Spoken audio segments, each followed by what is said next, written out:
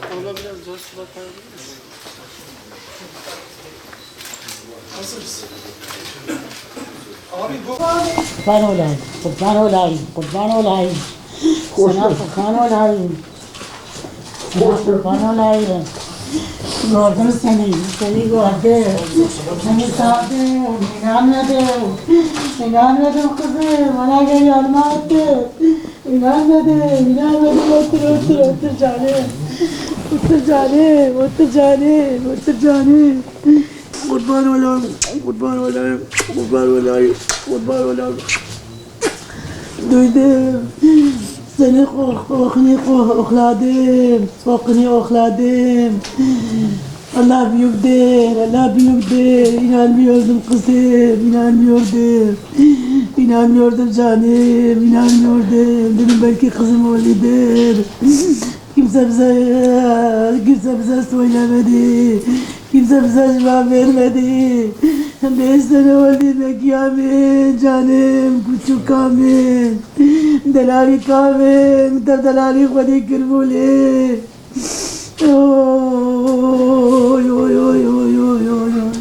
Devletimize, başımıza eksik girmesin.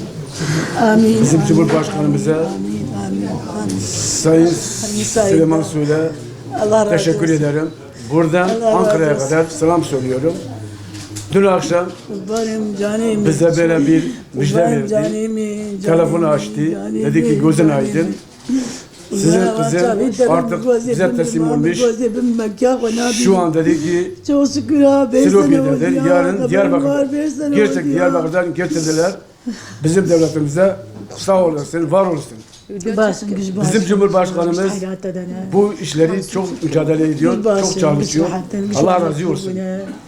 Bütün polisler arkadaşımıza, komiser arkadaşımıza, onlar da mücadele ediyor. Onlar da çok sağ olasın, var olasın. Bizim devletimiz çok güçlüdür. O diğer ailelere de destekleniyorum. Onlar da gelsin. O eyleme katırsın ki onlar da çocuklara sahibi de onlar da kavuşsun. İnan ki bu böyle katıldığı zaman bu çocuklar ana baba görüyorlar, üzülüyorlar, kendi devletine teslim ediyorlar. Yani inan ki bunu çok sevindim. Yani bu kızın geri doğdu.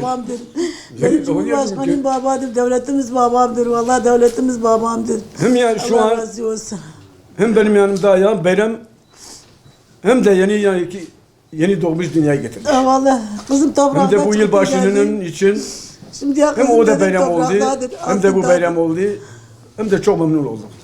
Çok Süleyman Soylu'ya, Cumhurbaşkanımıza, hepimize yani onlar Allah razı olsun, onlar teşekkür ederim. Evet, teşekkür ederiz. Tamam.